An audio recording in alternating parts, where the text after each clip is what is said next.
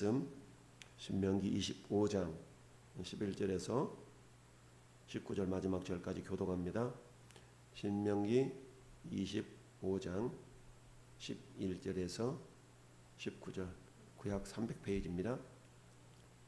두 사람이 서로 싸울 때에 한 사람의 아내가 그 치는 자의 손에서 그의 남편을 구원하려 하여 가까이 가서 손을 벌려 그 사람의 음낭을 잡거든 너는 그 여인의 손을 찍어버릴 것이고 내 눈이 그를 불쌍히 여기지 말지니라. 너는 내 주머니에 두 종류의 저울 추 곧 큰 것과 작은 것을 넣지 말 것이며 내 집에 두 종류의 돼 곧 큰 것과 작은 것을 두지 말 것이요 오직 온전하고 공정한 저울추를 두며 온전하고 공정한 되를 둘 것이라. 그리하면 내 하나님 여호와께서 내게 주시는 땅에서 내 날이 길리라. 그런 일들을 행하는 모든 자 악을 행하는 모든 자는 내 하나님 여호와께 가증하니라. 너희는 애굽에서 나오는 길에 아말렉이 내게 행한 일을 기억하라. 곧 그들이 너를 길에서 만나 내가 피곤할 때에 내 뒤에 떨어진 약한 자들을 쳤고 하나님을 두려워하지 아니하였느니라. 그러므로 내 하나님 여호와께서 내게 기업으로 주어 차지하게 하시는 땅에서 내 하나님 여호와께서 사방에 있는 모든 적군으로부터 내게 안식을 주실 때에 너는 천하에서 아말렉에 대한 기억을 지워 버리라. 너는 잊지 말지니라. 아멘. 할렐루야. 한번 고백합시다. 구원의 길을 견고케 하라. 구원의 길을 견고하게 하라. 자, 이스라엘 백성들을 하나님께서 가나안 땅으로 이끌어 들어가시는 첫 단계가 애굽에서 건지시는 거였습니다. 그래서 애굽에서 10가지 재앙을 모세와 아론을 통해서 행하시고 이제 그들을 이집트 땅에서 건져 내셨습니다. 그리고 그런 광야를 거쳐 가나안 땅에 들어가야 되는데 우리가 잘 아는 것처럼 가데스 바네아라는 지역에서 12명의 정탐꾼을 가나안 땅으로 보냈지만 결국 10명의 정탐꾼들은 부정적인 보고 어찌 보면 정직한 보고였죠.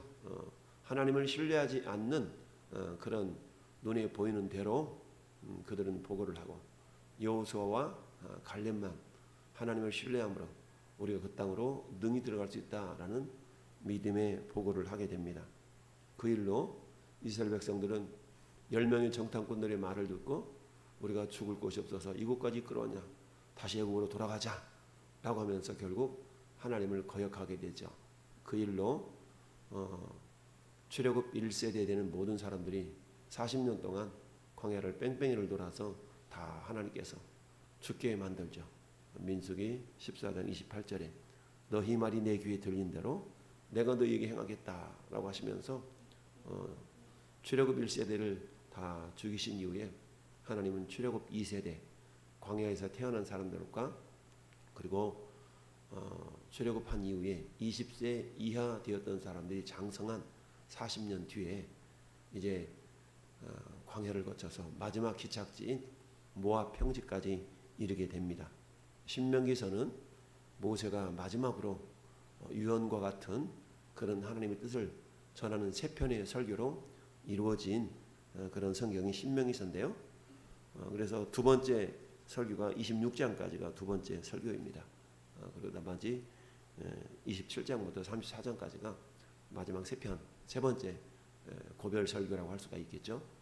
설교를 함으로 결국 모세는 가나안 땅을 마주하는 그곳에서 죽고 이제 여호수아가 모세를 이어서 가나안 땅으로 인도에 들어가는데요. 그런데 하나님이 이제 가나안 땅에 들어가서 이제 이스라엘 백성들이 살아가야 될 다양한 규례, 법들을 시내산에서 하나님께서 주셨기 때문에 그 법을 다시 한번 출애굽 2세대들에게 모압 평지에서 지금 말씀하고 있습니다. 오늘 함께 읽은 본문에는 세 종류의 규례 또는 하나님의 명령을 말씀하고 있는데요. 첫 번째 규례는 11절 12절 말씀인데, 자, 두 사람이 서로 싸울 때에 한 사람의 아내가 그 치는 자의 손에서 그의 남편을 구하려 하여 가까이 가서 손을 벌려 그 사람의 음낭을 잡거든 너는 그 여인의 손을 찍어버려라. 그리고 그 여인을 불쌍히 여기지 말아라. 여러분 남자끼리 서로 싸우는데 옆에서 보니까 마누라가 자기 남편이 불리할 것 같으니까 상대방 남자의 그야말로 고추를 그냥 힘껏 걷어차고 불알을 막 잡아서 움켜쥔 거야. 야, 오늘날로 말하면 어찌 보면 정당방위다라고 말할 수도 있는데 그 당시에 이런 모습들은 여인으로서는 굉장히 어찌 보면 정결하지 못한 그런 모습으로 취급했었고요. 무엇보다도 남성이 음낭을 잡았다는 얘기는 결국은 하나님의 생명을 존중히 여기시는 분이신데 결국 여자가 남자의 음낭을 잡는 일 때문에 발생할 수 있는 위험성이 뭡니까? 자칫 잘못하면 생산 능력을 생식 능력을 다치게 해서 자녀를 출산하지 못하는 그런 위험성이 있는 겁니다. 그래서 하나님께서는 그 여인의 손을 불쌍히 여기지 말고 찍어버리라라고까지 말씀하신 까닭은 아무리 싸움을 싸워도 죽이려고 하는 것은 싸움이 아니라 잠깐 화를 이렇게 분을 토로하는 그런 정도까지가 돼야지 죽이고자 막 그것은 뭡니까? 남자의 생식 능력을 다치겠다는 얘기는 그건 죽이는 것과 똑같다. 살인하는 것과 똑같이 하나님이 여기신 겁니다. 그러니까 생명을 존중히 여기셨던 하나님께서 그야말로 그 여인의 손을 찍어버리라 할 정도까지 하나님이 말씀하고 있습니다. 당시 사이에서 종족 보존과 직접 관계가 되어지는 그 생식기에 대한 치명적인 손상 이것에 대해서 하나님께서는 나는 괜찮고 너는 다쳐도 괜찮고 나는 다치면 안 돼 라는 어떤 이기적인 그런 행동의 모습으로 보시고 굉장히 이것을 하나님께서 꺼려하시고 싫어하셨다라는 것이 11절 12절의 말씀이고요. 13절부터 16절까지는 공정에 대한 부분이죠. 공정. 문재인 정부가 많이 사용하는 단어 공정. 말을 사용한다고 그 단어를 많이 사용한다고 해서 공정이 이루어지는 건 아니죠. 실질적으로 공정을 행해야 되는데 그러지 못한 것을 보면서 외국인들까지 우리 대한민국의 내로남불이라는 단어가 굉장히 회자되질 정도까지 이 정부에 대한 그런 우스갯소리가 정말 나라망신인데 그런 말이 외국어로까지 내로남불이라는 말을 영어로 그대로 번역을 해서 정말 사용하여 먹을 정도까지 그런 일들이 발생하고 있는 것을 보면서 공정이 얼마나 무너졌으면 내로남불이라는 말을 내가 하면 로맨스고 네가 하면 불륜이다. 이게 말이 됩니까? 그러니까 자기들이 하는 것은 전부 다 옳은 거예요. 그리고 우파에서 뭔가를 하려고 그러면 전부 다 잘못된 거고 법을 어기는 거고 이런 식으로 지금 공정에 대한 부분이거든요. 그런 것처럼 내 주머니에 두 종류의 저울추 곧 큰 것과 작은 것을 넣지 말라. 내가 뭔가를 얻어야 될 때는 저울추를 무거운 거 넣어가지고 많이 가져오고 내가 뭔가를 줘야 될 경우는 저울추 작은 것을 해가지고 조금 주고 이렇게 보면은 그런 어떤 공정치 못한 그런 모습에 대해서 내 집에 두 종류의 큰 것과 작은 것을 주지 말아요. 내가 받아야 될 때는 큰 데를 사용해서 받고 남에게 데워줄 때는 작은 데를 데워서 2대 됐지? 이러고 줘버리고 참 지금도 그런 사람 있나 몰라요. 저 길거리에서 완두콩 까가지고 파는 할머니들 대박에다가 가득 이렇게 막 싸서 파는데 어이구 많네라고 사서 보면 나중에 대박 가운데만큼 다 종이로 채워가지고 위에만 살짝 해서 이런 어떤 속에서 파는 그런 노인 양반들 길거리에 판매하는 경우 그런 모습들을 보게 됩니다. 결국 속이는 거죠. 정직하지 못하고 공정하지 못한 결국 뭐예요? 나의 이익을 위해서 눈속임을 하고 상대방을 속이는 결국 역설적으로 말하면 상대방에 손해를 끼치는 거죠. 내 이익을 채우겠다고 상대방의 것을 손해를 끼치는 이런 모습들을 보면서 우리 하나님이 결국 이것은 공정하지 못하다. 공정하지 못한 대표적인 사건 요즘 판결이 났죠. 정경심 전 동양대 교수 4년 구형 1심에서 억울하다고 해서 상고했는데 대법원 가가지고 여전히 그대로 4년이 구형이 됐어요. 그들의 주장이 뭡니까? 난 잘못 없다 이거죠. 판사가 잘못했고 검사가 잘못했고 나는 잘못한 거 없어. 지금 시대적인 상황이 그렇기 때문에 남 탓을 하는 거예요. 그러니까 대법원에서 그대로 4년을 구형하게 된 원인 중에 한 가지가 그거거든요. 나 잘못 없다 이거. 전부 다 남 탓만 하는 거야. 남 탓만 하는 거야. 내 자식 출세시키기 위해서 온갖 가지 방법을 다 동원해서 그렇게 하다 보면 어때요? 상대적으로 그 혜택을 입지 못한 사람들에 대해서는 피해를 주는 거잖아요. 그런데 잘못을 전혀 인정하지 않는 거야. 전혀 인정하지 않아. 그야말로 내로남불이죠. 이런 모습을 보고 4년을 그대로 이렇게 구형을 하고 이런 걸 보면 아직도 우리나라는 희망이 있다라고 볼 수도 있겠죠. 그동안 전부 다 정말 민변 출신의 사람들이 온갖 가지 법조계, 언론계 다 장악해가지고 참 공정하지 못한 그런 판결, 공정치 못한 그런 보도, 언론계, 공정치 못한 교육계 이런 모습을 보면서 참 안타까움을 금할 수 없었는데 이번 정경심 전 교수의 그 공파를 보면서 그래도 아직은 희망이 있다라는 생각을 해봅니다. 공정을 판결한 그런 모습으로 볼 수가 있어요. 그래서 16절에 보니까 이런 일들을 행하는 모든 자, 악을 행하는 모든 자는 내 하나님 여호와께 가증하니라. 가증하다. 그러니까 가증한 일을 행하지 말라는 얘기입니다. 그것은 뭡니까? 내 이익을 위하여서 상대방의 이익을 한마디로 말하면 손해를 끼치는 이런 어떤 모습들은 결국 공정치 못한 그런 행동으로서 하나님 보실 때에 가증하다. 하나님이 싫어하신다라는 얘기죠. 그러니까 하나님이 싫어하시면 어때요? 복이 없는 거죠. 그래서 하나님이 복이 될 수 있는 그런 어떤 공정한 모습들이 우리 가운데 있어야 된다.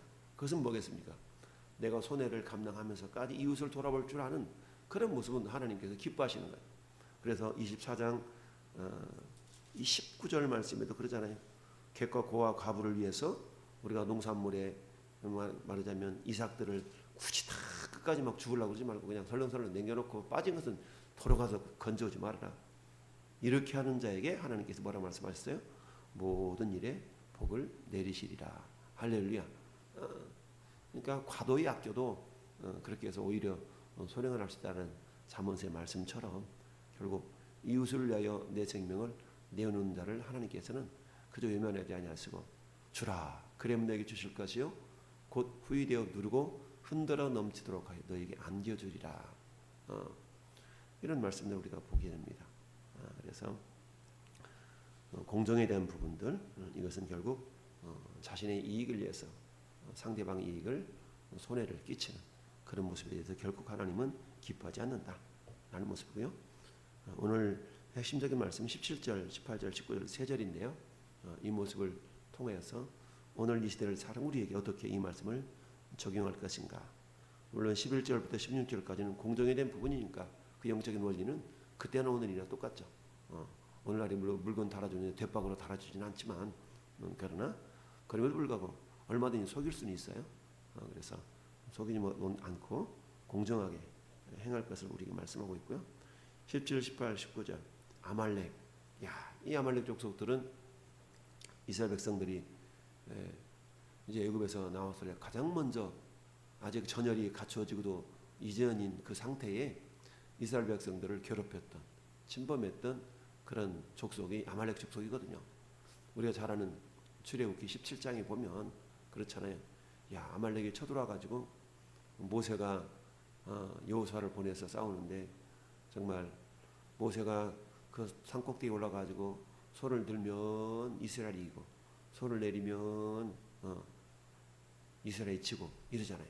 그러니까 옆에서 아론과 훌이 어떻게 합니까? 모세의 손을 이렇게 받쳐주잖아요.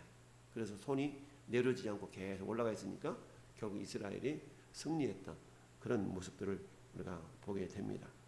그래서 아말렉과 싸울 때에 정말 아론과 훌이 모세를 협력해서 모세의 손이 내려오지 않도록 모세의 두 손을 이렇게 한쪽씩 들어주는 그런 걸 보게 됩니다.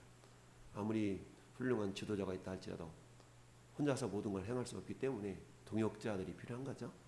그런 것처럼 이 21일 날 임직식을 행하는 것은 뭐냐? 결국 동역자를 세우는 거죠. 동역자를 세우는 일이기 때문에 아론과 훌처럼 그래서 모세의 손이 내려오지 않도록 목회자의 기도의 손이 내려오지 않도록 기도의 동역자 이처럼 신앙의 동역자로서 함께 섬기는 그런 일들을 세우는 것이 임직식이다라는 걸 기억하면서 결국 하나님께서 모세의 손이 내려오지 않도록 협력한 아론과 훌을 통하여서 싸움 현장에서는 누가 싸우는 거예요? 장군 여호수아가 싸우는 겁니다. 그래서 싸워서 결국 아말렉과 싸우면서 승리를 하게 되고 하나님은 우리의 승리 깃발입니다 라고 해서 여호와 니시라는 말이 출애굽기 17장에 나옵니다. 그래서 너희는 애굽에서 나오는 길에 아말렉이 내게 행한 일을 기억하라. 곧 그들이 너를 길에서 만나 내가 피곤할 때에 야비한 거죠. 피곤할 때에 내 뒤에 떨어진 약한 자들을 쳤고 하나님을 두려워하지 아니하였느니라. 그러니까 그러므로 내 하나님 여호와께서 내게 기업으로 주어 차지하게 하시는 땅에서 내 하나님 여호와께서 사방에 있는 모든 적군으로부터 내게 안식을 주실 때에 너는 천하에서 아말렉에 대한 기억을 지워버리라. 이 엄청난 말씀이거든요. 아말렉에 대한 기억을 지워버리란 말은 뭡니까? 완전히 진멸시켜라, 도말시켜라 이런 말씀이거든요. 너는 잊지 말지니라. 그러니까 이 일을 우리 하나님께서 정말 진멸시켜라 라고 말씀하는데 근데 이 일을 또 하나님이 사울왕 시대 때에 하나님께서 사울왕에게 명령을 내렸지만 이 일을 또 하나님 말씀대로 순종하지 않죠. 그 일로 어떤 일이 발생합니까? 사울왕은 버림을 당하고 결국 다윗이 사울왕을 위해서 왕을 삼을 정도까지 이 아말렉이라는 이 족속 자체를 하나님께서는 뭘로 여기시냐면 하나님은 이스라엘 백성들을 이집트에서 건져서 가나안 땅까지 들어가는 구원의 여정 가운데서 그 구원의 여정을 방해하는 세력으로 하나님 보시는 겁니다. 그러니까 오늘 이 시대도 마찬가지입니다. 전에 여러분들이 예수 그리스도로 말미암아서 이제 막 구원을 받았어요. 구원을 받았다는 건 신분적으로는 구원을 받았지만 우리 삶이 온전하게 구원된 건 아니죠. 그래서 우리 구원에는 세 종류의 시제가 있다고 그랬어요. 과거적인 구원, 현재적인 구원, 미래적인 구원. 이 세 종류의 구원을 통해서 예수님이 재림하시는 날 우리의 구원은 완성이 됐잖아요. 그러니까 그 예수님이 재림할 때까지 우리의 구원은 현재 진행형인 거예요. 물론 신분적으로는 구원을 받았지만 아주 우리 삶으로 여전히 구원을 이루어가야 될 그런 어떤 영적인 존재들입니다.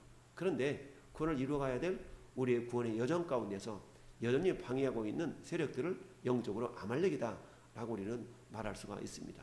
따라서 하나님은 우리의 구원의 여정을 방해하는 그런 세력들을 하나님께 결코 좌시하지 아니하시고 그들을 물리쳐 이기기를 원하시고 그리고 이미 우리 안에 성령님을 보내주셨기 때문에 너희는 성령을 의지해서 내 이름으로 나가 싸워라. 그러면 이긴다라고 주님이 말씀하십니다. 그래서 오늘날에도 하나님께서 우리의 앞길을 가로막는 많은 다양한 것들이 있게 됩니다. 그 사단은 때로는 속이는 방법으로 정말 그 아말렉 세력은 영적으로 사단의 세력과 사단의 휘하들이라고 볼 수가 있습니다. 마귀가 우리 믿는 사람들의 구원의 길을 방해하는 방법이 세 가지라고 그랬죠. 안목의 정욕, 육신의 정욕, 이생의 자랑. 이 세 가지 방법을 창세기 때부터 그 방법을 지금도 써먹는 겁니다. 육신의 정욕. 물론 상황과 형편과 그런 환경이 달라졌지만 그러나 적용시키는 그 영적인 원리는 똑같은 거예요. 오늘날에도 육신의 정욕과 안목의 정욕과 이생의 자랑을 우리에게 부추겨서 결국 구원의 길을 더디게 만들고 지체하게 만들고 때로는 그 믿음으로부터 떨어질 수 있도록 하는 그런 일들을 역사하는 것이 사단의 세력이다. 여러분, 그럼 우리가 지난 1년 동안 따져봅시다. 지난 1년 동안 물론 가장 크게 우리의 믿음에 방해가 되었던 요소는 뭡니까? 그것은 코로나19라고 볼 수 있죠. 우한 폐렴, 중국에서 정말 들어오는 그런 중국 사람들 제대로 막지 못해서 발생했던 우한 어떤 폐렴의 이 모습이 첫째는 우리의 어떤 영적인 진보를 방해하는 아말렉으로 볼 수가 있는 겁니다. 그러면 그 아말렉을 이기기 위해서 우리가 해야 될 일이 뭐냐? 기본도 조심해야 될 부분 조심하지만 우리 안에 있는 두려움을 내어 쫓는 겁니다. 여러분 눈싸움에서 져버리면 권투 선수들이 링에 올라가는 두 선수들이 싸우기 전에 막 심판이 붙잡고 주의사항을 막 이렇게 얘기해 주는데 상대방 선수를 서로 막 눈을 째려보잖아요. 기죽지 않으려고, 기선을 제압하려고. 근데 이 눈을 내리 까는 선수가 지는 거야. 막 그런 것처럼 마찬가지로 사단은 물론 사단의 역사도 하나님의 허락하에서 이루어지는 것이긴 하지만 그러나 이 사단은 어때요? 우리 믿는 사람을 하여금 두려움과 근심과 염려를 가져다 주는 거 아니겠어요? 그러니까 두려움, 염려, 근심 이게 마귀가 써먹는 방법 중에서 좋은 방법 중에 한 가지인데 그러다 보니까 어때요? 야, 음매 무서워, 음매 기죽어. 그러면서 어때요? 말씀의 자리로, 기도의 자리로, 그야말로 예배 자리로 우리가 담대하게 나가야 되는데 그게 무서워서 두려워서 또 어때요? 정부는 그걸 교묘하게 정치 방향을 또 사용하면서 예배를 금지시키고 방해하고 이런 일을 있다 보니까 어때요? 오늘날 우리 영적인 아말렉은 코로나19로 말미암는 다양한 어떤 조치들이 결국 영적인 아말렉이다라고 할 수 있습니다. 근데 하나님 뭐라고 말씀하세요? 그 아말렉을 너희 기억 속에 지워버리라. 야, 싸워 이기라는 얘기거든요. 근데 오늘날에 그렇다고 해서 아주 막 투쟁하듯이 대정부와 싸워야 되는 어떤 그런 모습들은 또 아니죠. 우리가 최대한 협조할 부분은 협조해야 되지만 그러나 정부 강요들 가운데 장로도 있고 안수집사도 있고 신앙인들이 많을 터인데 오히려 교회 편에 서지 아니하고 정말 마귀 편에 서서 행하는 그런 일들을 보면서 장차 하나님 앞에 섰을 때 그들이 얼마나 책망을 받을 것인가라는 생각을 가끔 합니다. 물론 마지막에 회개하고 돌아오면이야 뭐 그러겠지만 어쨌든 우리의 가장 큰 아말렉은 코로나로 말미암는 그런 여러 가지 현상들이다라고 볼 수가 있습니다. 뿐만 아니라 또한 오늘날 저와 여러분의 구원의 길, 신앙의 길을 방해하는 요소들은 다양하게 있습니다. 물질물명 사회에 살아가다 보니까 그야말로 물질이 신앙보다 우선이 되다시피 한 그런 시대를 살아가고 있지 않습니까? 결국 이것은 우리 인간의 탐욕으로 말미암는 하나의 산물이다라고 볼 수도 있겠는데 그런 모든 과정 속에서 그럼에도 불구하고 하나님이 원하시는 것은 뭡니까?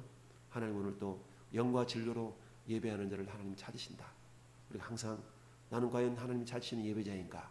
라는 것을 우리가 돌아보면서 오늘 한 날도 주님께서 찾으시는 한 사람이 바로 저가 되기를 원합니다. 라는 그런 모습으로 살아가야 될 터인데 깨어있지 않다면 이런 생각조차도 할 수가 없게 됩니다.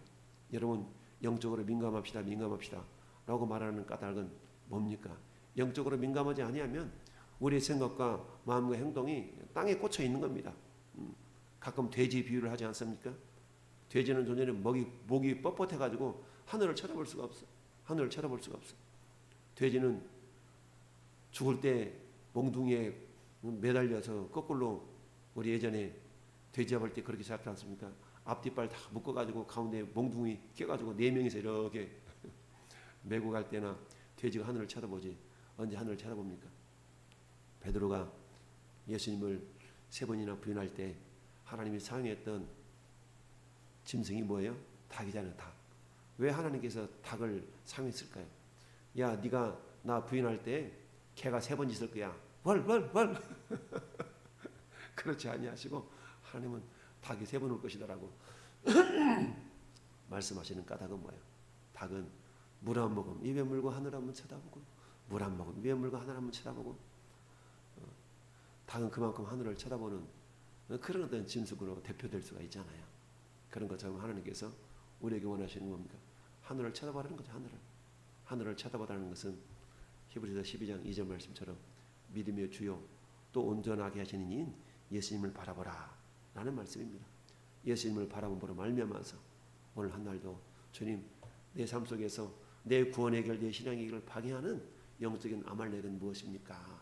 라고 돌아보면서 1차적으로는 지난 1년 동안 코로나 말미암는 다양한 현상들, 다양한 조치들, 이런 것이 우리의 영적인 아말렉일 수가 있습니다.